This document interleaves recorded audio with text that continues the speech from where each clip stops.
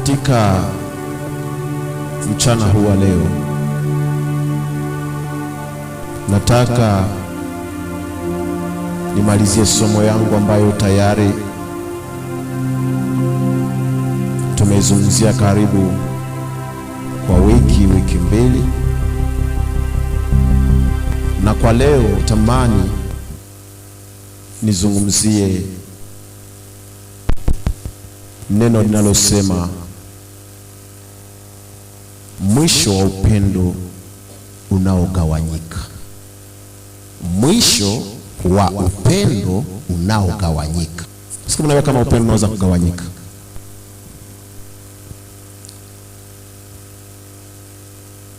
Kuna mara upendo ugawanyike au mtu agawe upendo, ingawaje upendo umeitwa kuwa wa mmoja tu. Kama katika maisha yetu ya unyumba, maisha yetu ya kawaida, kama mtu amependa, yafaa kuwa umependa na inaishia pale, lakini usije kugawanya upendo wako kwa mtu mwingine. Amen. Hivi ukigawa upendo, yaani huyu nampa nusu ya upendo na huyu nampa ingine nusu ya upendo, kuna matokeo. Na hayo ndio nitakayozungumzia kwa leo, yaani matokeo ya upendo uliogawanyika. Katika juma tumejifunza juu ya Samson. Tumejifunza hatua fulani juu ya Samson. Tumekuta kwamba Samson alikuwa mnaziri, na tulikuta kwamba kulikuweko na alama ambazo mnaziri ilibidi awe nazo, na tulisema kwamba kuna alama kubwa tatu. Alama ya kwanza ilikuwa mnaziri ni sharti asiwe mwenye kunywa mvinyo. Jambo la pili tukasema mnaziri tangu wakati alipotoa ahadi ya unaziri ilibidi asinyoe nywele zake mpaka siku ya mwisho ya unaziri wake. Jambo la tatu tukasema hataweza kujichafua hata ikiwa kwa kugusa maiti ya baba yake au ya mama yake au ya ndugu yake. Katika jambo lile nikaweza kuonyesha ya kwamba kutokunywa mvinyo ilikuwa picha ambayo inamaanisha furaha au salama ya mtu wa kawaida. Nikasema kwamba mtu ambaye ni mnaziri, furaha yake haiko katika kujipendeza au katika kujifurahisha. Kitu cha pili nikasema nywele ilikuwa inamaanisha vitu vikubwa viwili. Ya kwanza katika Wakorintho wa kwanza sura yake ya 11, nywele zilionyesha kwamba ni aibu, ni kuchukua aibu, kukubali kuaibika kwa ajili ya Kristo. Kwa sababu katika kitabu cha Korintho wa kwanza sura yake ya 11 ukisoma shairi yake ya 14 inasema kwamba mwanaume kukuwa na nywele ndefu ilikuwa ni aibu kwake. Amen. Lakini mwanamke yeye kukuwa na nywele ndefu ilikuwa utukufu. Alafu mnaziri ilibidi akuwe na nywele ndefu, asizinyoe. Hivi katika dunia, maana nature ndio ilikuwa inaonyesha kwamba ni haya. Naturellement mnaziri alikuwa ni mwenye aibu, mwenye najua aibu. Nikasema kitu kimoja, ya kwamba Mnaziri ilibidi akubali kuhayarika hata kwa ajili ya Bwana. Hata wangelikuhesabu kama mtu asiyejua, wangelikuhesabu kama mtu asiyekuwa maana, wangelikuhesabu kama mtu asiyefaa, wangelikuhesabu sababu ya Kristo. Katika kitabu cha Petro wa kwanza sura yake ya 4, ukisoma verse yake, unaanza ku verse yake ya 12, Biblia inasema kwamba ikiwa mtu anaweza kusemwa, kutukanwa, kunyanyaswa au kushushwa kwa sababu yeye ni Mkristo, asione haya. Ina maana kwamba mnaziri ilibidi ajue ya kwamba kunaweza kuwa aibu na nishati aikubali. Katika ile point nikasema kwamba zile nywele zilikuwa zinamaanisha pia, au ilikuwa alama ya wazi inayoonekana nje. Maana kila mmoja ambaye angelipita njiani na wanamuona ana nywele ndefu, mara moja walijua kwamba yeye ni nani? Ni mnaziri, kwa sababu haikuwa kawaida. Wanaziri peke yao ndio wenyewe walikuwa kana nywele ndefu ambazo singeliweza kukatwa. Hivi wakati aliweza kupita njiani, walimjua kwamba huyu ni mnaziri. Tukubali kufedheheka mbele ya ulimwengu, tuonekane kuwa wajinga mbele ya ulimwengu, tuonekane kwamba hatufai mbele ya ulimwengu. Ya pili, tukubali kuchukua aibu zetu ambazo tayari zinaweza kuja juu yetu, na pia tufanane sawa wa Kristo. Nilisema kwamba Mkristo ni sharti ajulikane mahali kote anapopita. Tusije tukaingia ndani ya kukosa kuelewa nani ameokoka. Najua kwamba watu wamekuwa na ile hali ambayo tungelizungumzia au tungelitafuta sana, tuelewe huyu ni nani na yule ni nani. Tunaweza kushindwa wala kuwatambua njiani wala katika manyumba zao. Maana leo mtu wa dunia si tofauti na Mkristo. Maana leo kahaba si tofauti na mwimbaji. Maana leo kahaba si tofauti na yeyote anayetafuta kutumikia Mungu. Ingawaje katika maandiko Biblia inasema ya kwamba ninyi ni barua inayosomwa na watu wote, na tena maandiko inaongeza kusema muwe vielelezo katikati ya mataifa. Zile kalite zimeenda wapi? Acha nikwambie, kwenye zile kalite zimekimbia, au kenye kimeacha zile kalite zinapotea, ni kwa sababu wa Kristo wamekuwa na mgumu moja katika dunia na mgumu moja kanisani. Ile ndio shida. Ina maana kwamba mgumu moja katika kanisa. Wakati nasema katika kanisa, nataka kusema mgumu moja katika neno na mgumu mwingine nje ya neno la Mungu. Voilà pourquoi zile kalite mara moja zinafanya nini? Zinapotea. Na wakati mtu anakuwa na mguu moja katika neno na mguu mwingine nje ya neno, alafu hapo ndio tunakuta upendo uliofanya nini? Uliogawanyika. Maana Mungu anatamani upendo umpende kwa kweli na kwa moyo wote. Ni sheria ya Bwana. Wakamuuliza Yesu, Bwana, tuambie ipi katika sheria ni kubwa kuliko zote? Yesu akasema, nawe mpende Bwana Mungu wako kwa moyo wako wote, kwa roho yako yote, kwa akili zako zote na kwa nguvu zako zote.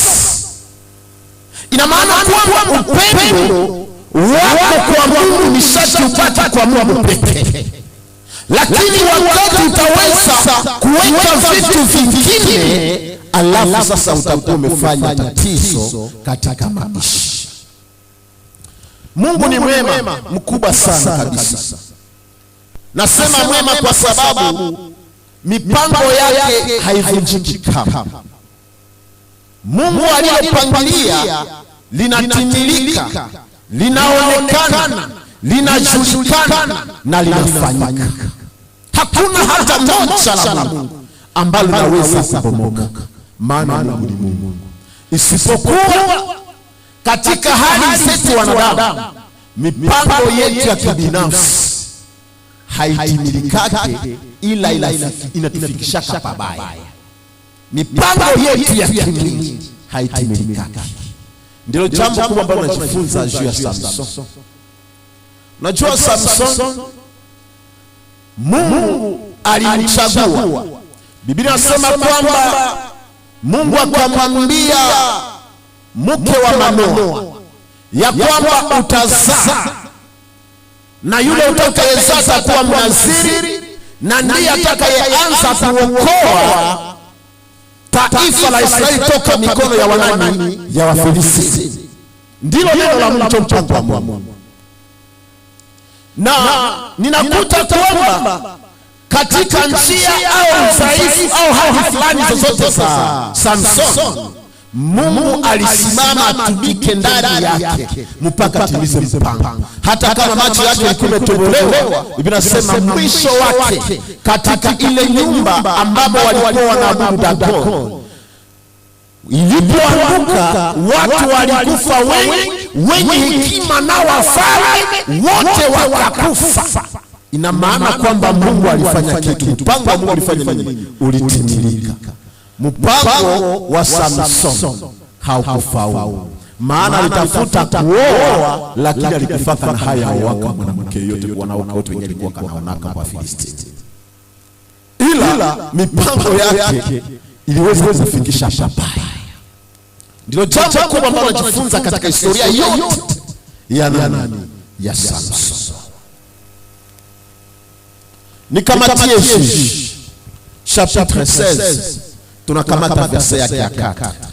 Samson aliitwa na Mungu, alichaguliwa na Mungu, aliwekwa kuwa yule ambaye atakayesimama mpaka aweze kuokoa.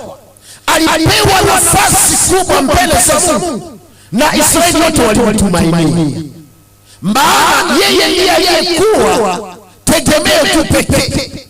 Unajua kwamba wakati wa mazishi kulikuwa kuna wekwa tu mtu mmoja mcho mwenye atasimama, na kwa ile wakati alikuwa anakuwa ndio tegemeo tu pekee ya taifa. Alafu Samson tegemeo pekee la Israeli, mwenye anaishi kwa sababu ya Mungu. Ninasema naishi kwa sababu ya Mungu, kwa sababu Mungu aliweka vitu ndani mwake, na vile vitu ndivyo viliacha aweze kusimama hata mbele ya adui zake. Lakini kitu kimoja kinajitokeza. Biblia inasema kwamba baada ya hapo Samson akapenda mwanamke mmoja kwenye bonde la Sorek, na yule mwanamke alikuwa anaitwa Delila. Biblia inasema wazi ya kwamba Samson akapenda. Nilisema katika juma ya kwamba attention na kila lolote utakaloliona mbele yako kwa macho, na macho yanakuonyesha kwamba ni kizuri, hata unafikia hatua ya kupenda. Maana sio vyote unavyovipenda ndivyo vilivyo salama maishani mwako, lakini vyote vingine vinakuja mbele yako, akumbe ni njia pekee ya shetani kusudi kukamata wewe. Hautajua. Unajua kwamba panya haifahamu yake ya kwamba wanaweza kuteka kusamaki. Ikiona samaki nasema leo hii walitukumbuka, nasema tupakulie, akumbe ni siku ya kufa yake.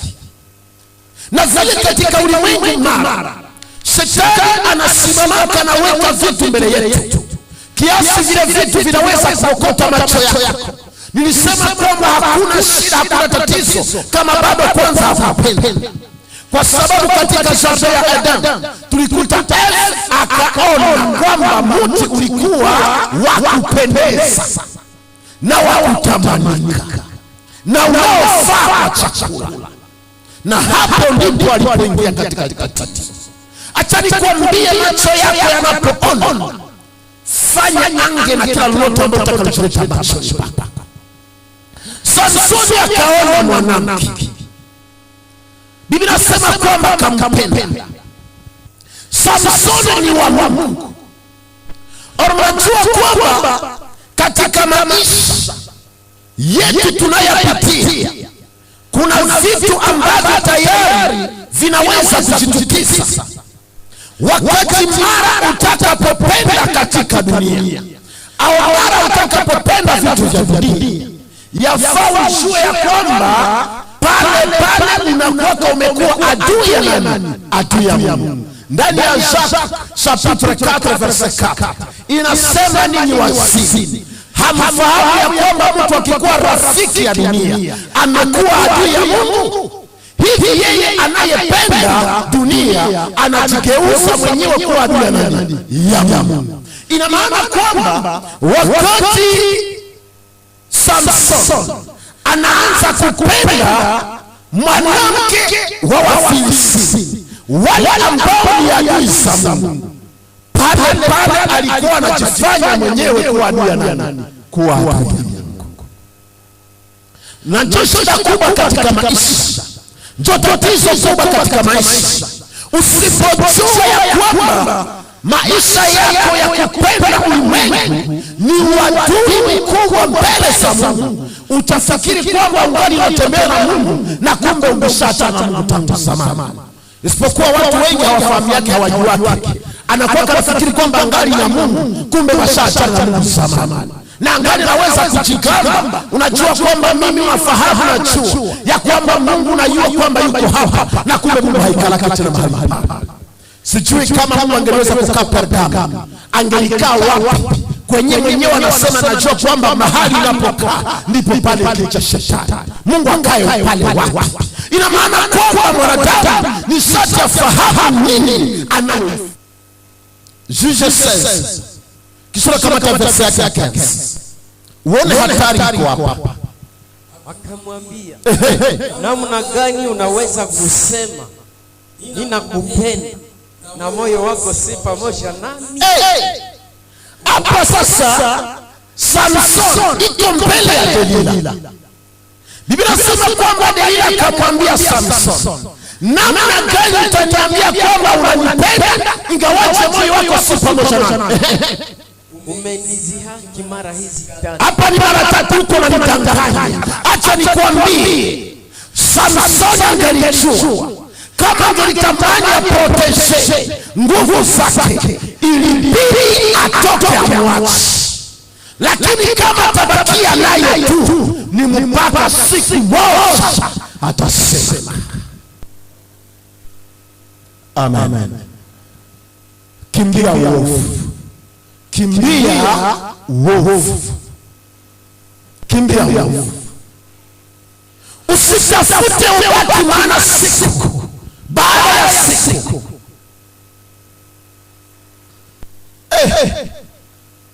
Nilisema siku nyingine hapa kwamba Salomoni alijua kwamba le seul sage, akajifahamu kwamba yeye pekee ndio mwenye nini? Ndio mwenye hekima. Mungu alimtokelea kama mara ngapi? Mara mbili. Usituachie historia tu ya Mungu alikutokelea kama Mungu alikutokelea. Kile tunapenda tujue kama Mungu gani anakutokelea. Hata utawatia historia Mungu alitokelea haina maana. Leo tunataka tujue, je, Mungu angali anakutokelea? Gisa alikutokelea kwa mwanzo. Mungu alitokelea.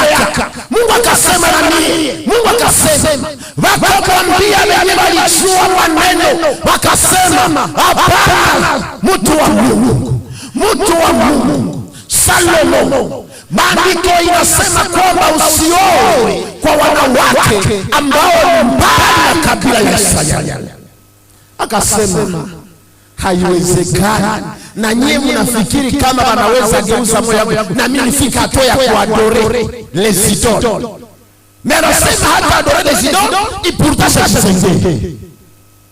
Mimi siweki kama adoration yote kwa nataka. Ushajenga kwanza ati est-ce que haiko adoration? Wakati ya adoration ulimshenga katamu. Na ile ndio umefanya nini? Umeishenga. Tofauti kwa wapi? Salomo akasema haiwezekani. Maandiko yanasema wakati wa yeyesi, wakati wa udhaifu, wakati ambapo Solomon alikuwa mzee, Biblia inasema kwamba wanawake wale ambao waliwaoa toka ugenini wakaanza kuchukua, wakaweza moyo wake, wakamubeba pole pole mpaka wakamfikisha kwenye nyungu Astaruti, wakampeleka kwenye nyungu, akaanza kutoa uvumba mbele ya Mungu. Oh, Salomo, le sage, mbele ya ulimwengu hakuna kujigambia kitu, hakuna kujigambia eti ndiye unachua. Yafaa ukimbie ubaya, maana ubaya unakutaka.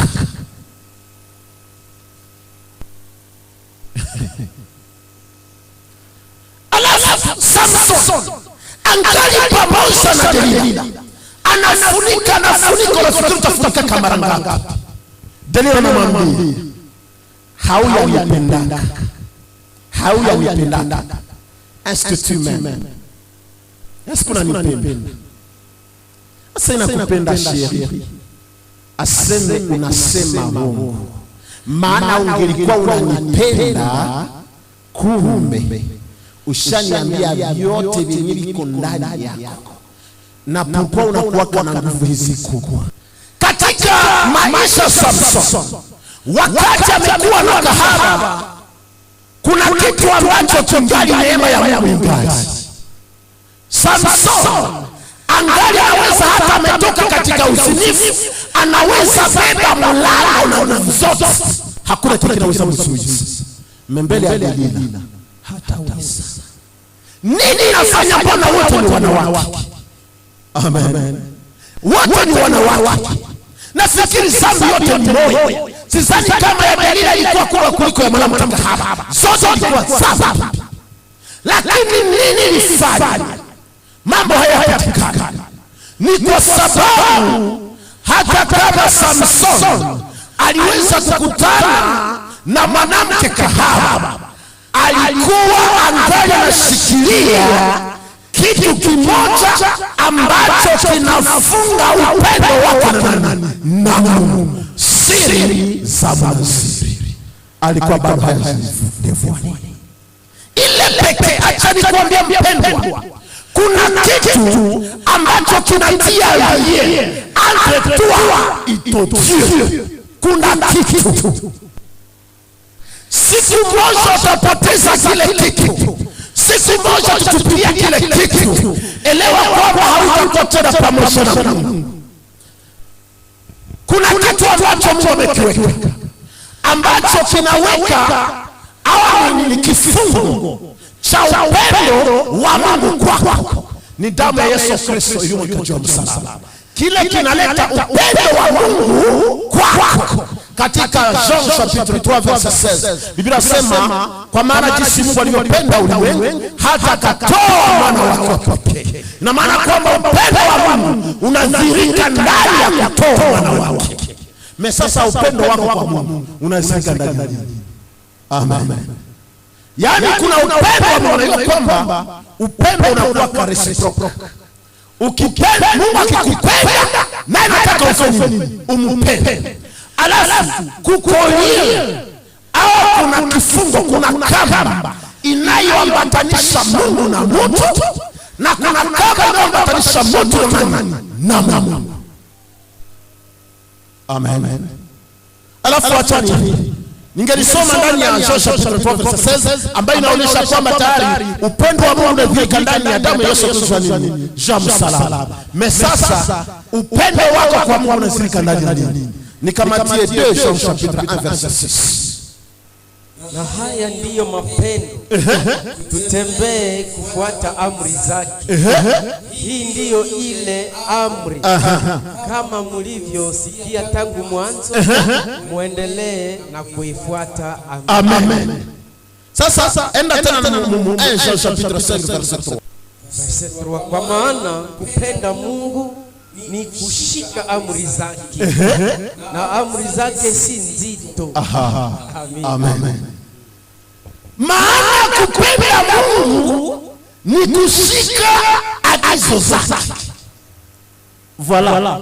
Ile njozi inyuko katikati ya mtu na nani? Na Mungu. Kusema uonyesha kwamba unapenda Mungu, yafaa kuona shika nini? Maagizo au unashika neno la Mungu. Mungu ameshaonyesha alama ya upendo wake. Alitoa mwana wake. Na wewe kuonyesha alama ya upendo wako, shika neno au sheria za nani? Za Mungu.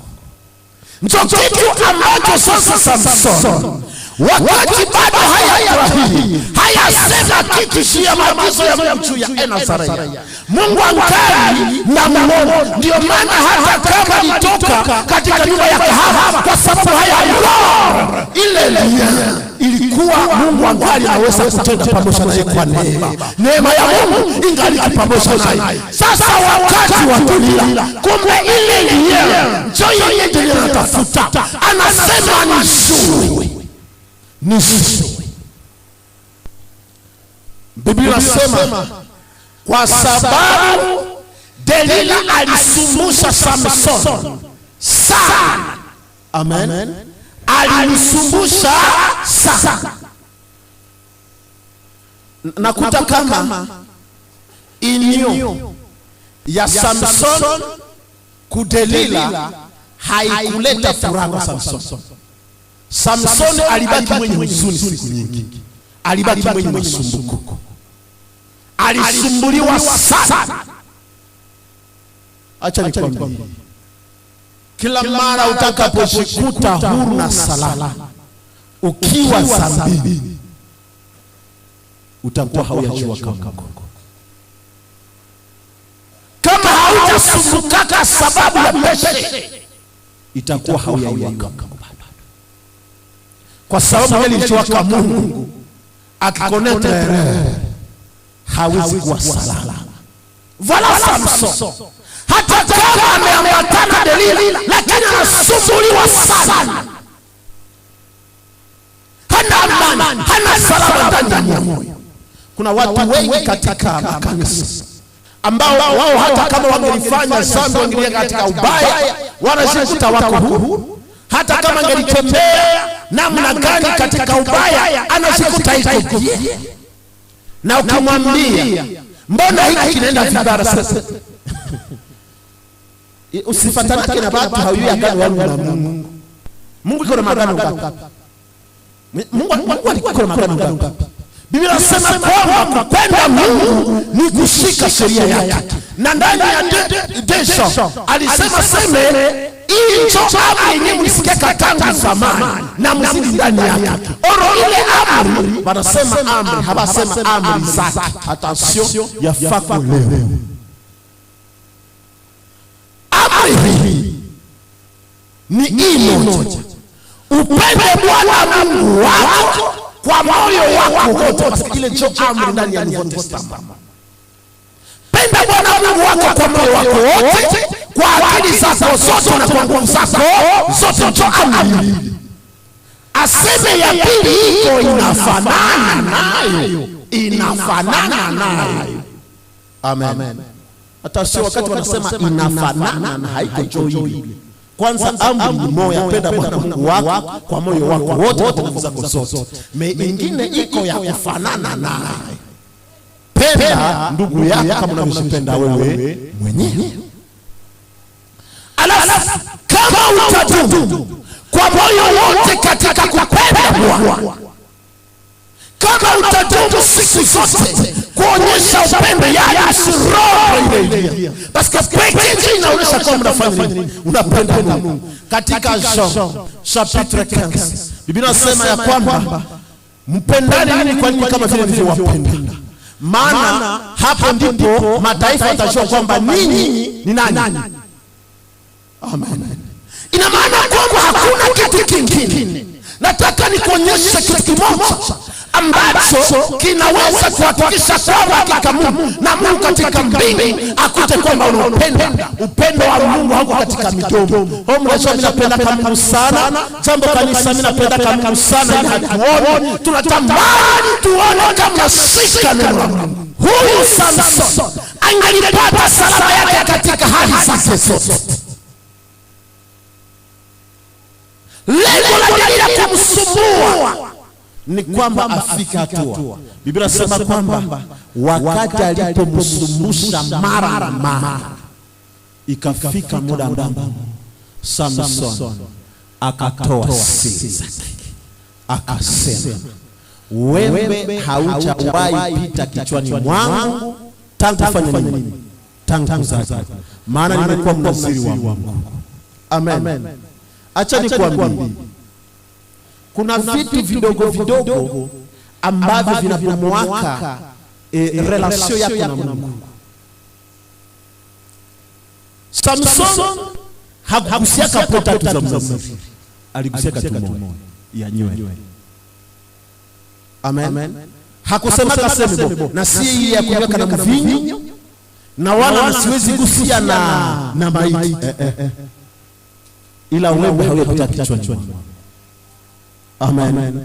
Orotienda tugusa ile pwenda kusia. Njopo pwetu ambayo watu wanakosea kandani. C'est ça l'église.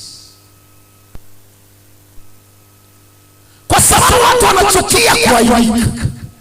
Watu hawapendi magumu. Watu hawapendi shida. Watu hawapendi kusaraulika. Njoo nywele.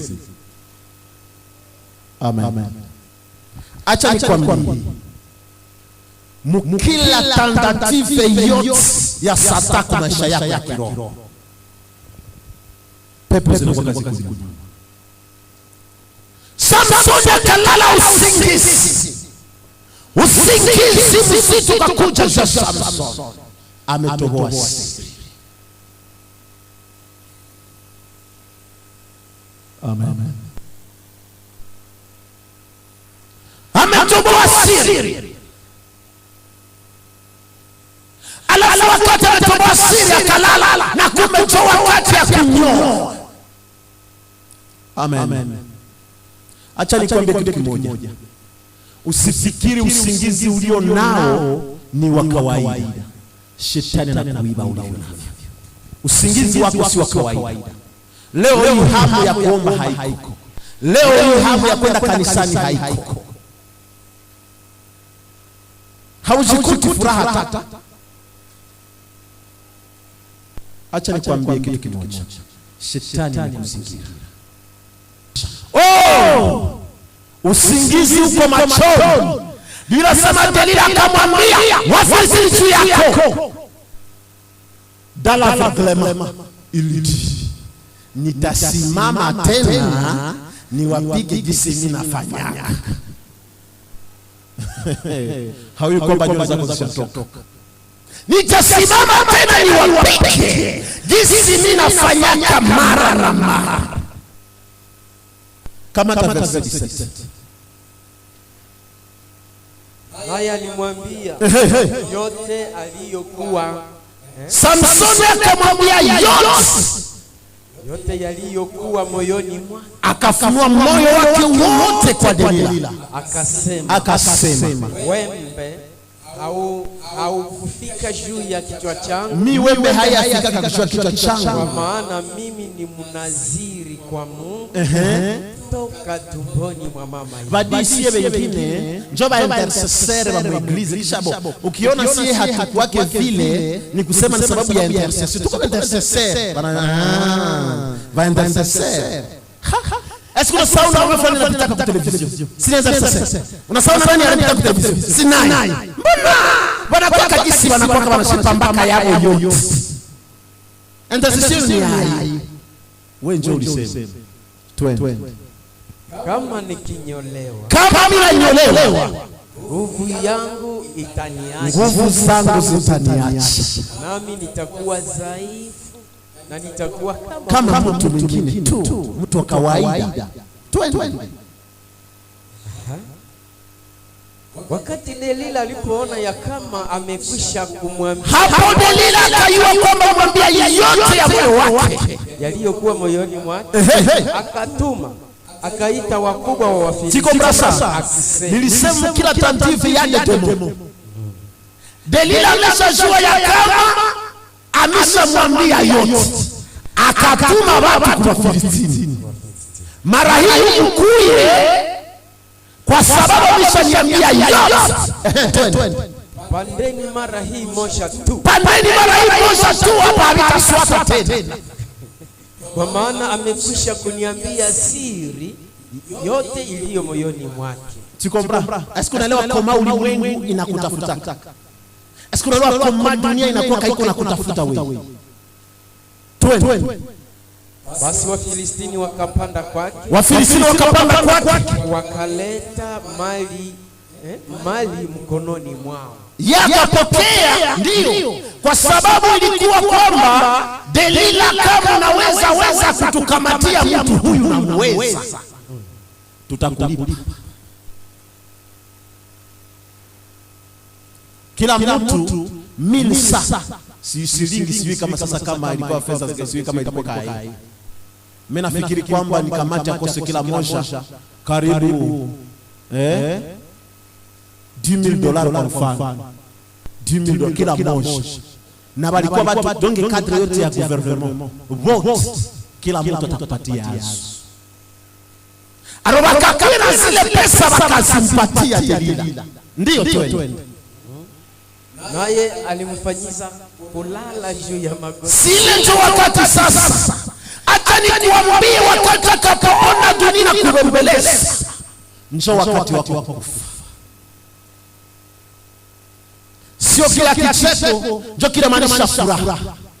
Lakini wengi wanapenda kusogesha karibu yao mpaka kumaliza. Ndio siku ile.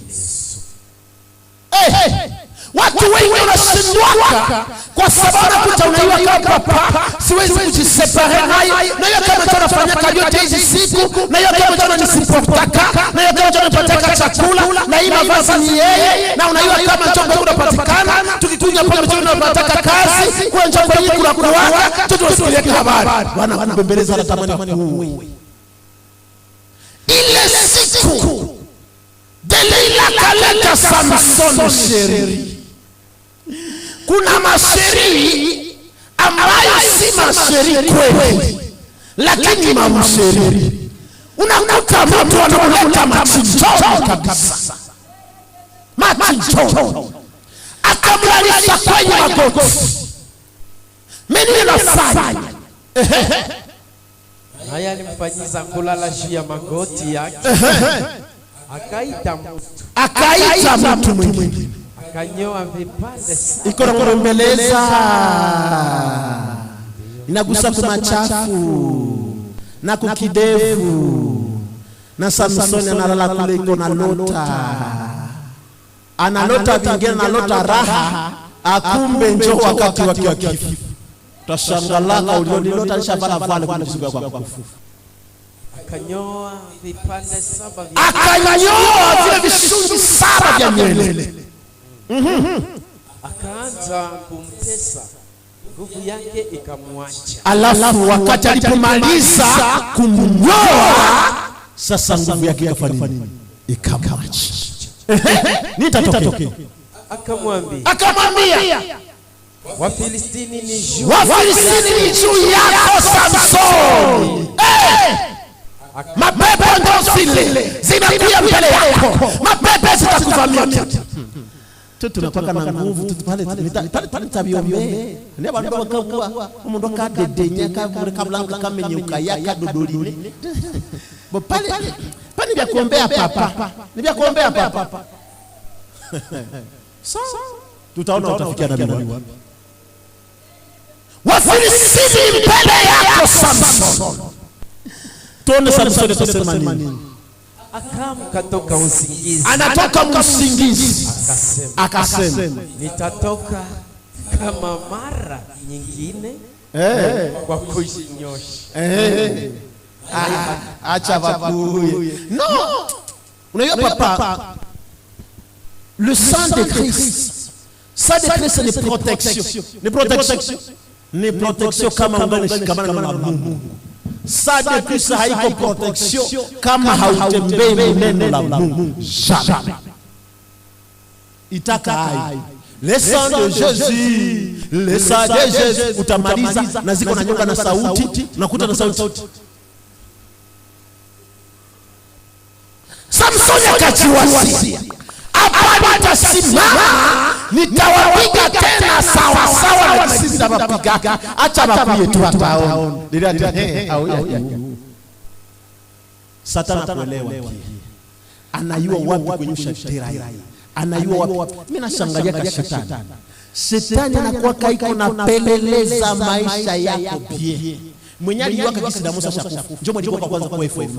Akayo kesi nani Musa shafa nini? Ashakufu anapia pigana na maisha yake, anabeba maiti nani? Kule. Utacheza nani? Ndio. Maliza papa. Naye hakujua ya kama Bwana amekusha. Njoo shida ile matokeo ya upendo uliogawanyika. Hapa hakujua ya kwamba Mungu ashafanya nini? Ashamwondokea. Amen. Ungali na Mungu. Mtu anaweza bakia na maneno. Mimi najua kwamba Samson alikuwa anajua maneno yote na matari yote alikuwa anapika wakati iko nasema, Dieu de la seconde. Mungu wangu nitengue mara tena, nifanyie nini? Alijua kama matari zote na hazikufanya kitu. Na unaweza kujua matari zote zenye ulikuwa unaombea wakati unaombea kama demi na kugusaka kwa kichwa, katika jina la Yesu Kristo itakuwa roho. Kwa sababu nguvu zimekwisha, akasema nitasimama nipigane nao. Wakati walipomshika alisema ajitingisa tu, akakuta mtu ni dhaifu, akagusa kichwa. Aibu. Akosi akaangalia Delila, kisha Delila akamwambia, Salomon, ile siku ni siku mbaya ya Samson. Maana ile siku ndio alishuka ukweli wa moyo wa Delila. Siku zote alikuwa hayafahamia. Miaka yote alikuwa hayachuaka Delila. Ile siku ndio yaka Delila, kumbe nilikuwa naye nani? Ni adui.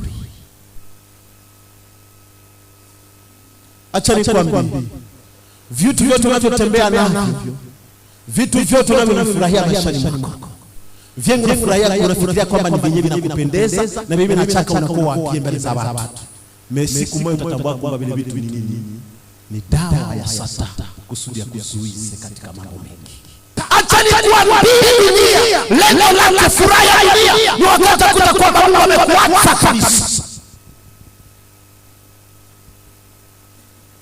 Ngawaje katika yote ungali unafikiria walichokifanya kwa Samson, wakamshika wakatoboa macho yake mawili, katoboa macho yake mawili. Atatamu watamutumikishaka hata yuwaka wanamutumikishaka. Povre hauiwake na nini nasumbua kama maisha yako, hauiwake na nini na permetra ka shida zile zinazopata pete macho yako yashatobolewa. Alilunguza ngano ya watu hapa na kwa demu sasa ngano.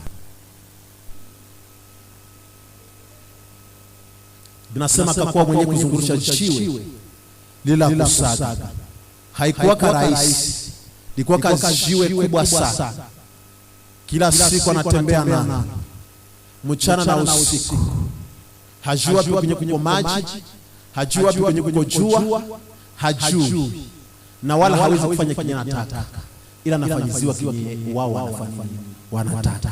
Hawayapenda hawampatia maji, hawayataka hawampatia chakula, hawayapenda hawamtoshia kwenye jua, hawayapenda hawafanya chochote kile. Upendo. Siku utaanza kukawa upendo ambao Mungu anatamani moyo wako uzingatie upendo ulio sahihi kwake. Siku utaanza kugabua kwa vitu fulani au kama mambo fulani. Acha nikwambie, Mungu ataenda mbali na wewe. Amen. Sasa swali ambalo itakuwa rahisi kujibu. Je, umejikuta umeshagawa upendo? Eske ungali kwa moyo wote, kwa akili zote, kwa nguvu zako zote? ni Mungu. Mungu atusaidie. Mungu atusaidie. Natamani ukijikuta katika jambo hili usimame tuombe pamoja. Tuombe pamoja. Mungu tunamwambia kama hapana Baba. Sisi tunarudia haraka. Kabla bado habatutoboa macho. Kabla bado habayafanya nini? Hatuyakuwa wadembule wa Filisti. Kabla bado Baba tunarudi kwako. Tunarudi kwako. Jetrahi. Nilienda kinyume na neno lako. Niliacha neno lako na wala sikushikamana na maagizo yako. Yale unayosema Bwana sio yale ninayoshikilia. Wala moyo wangu hushikamana na kile ambacho utasema cha maisha yangu. Baba nisaidie.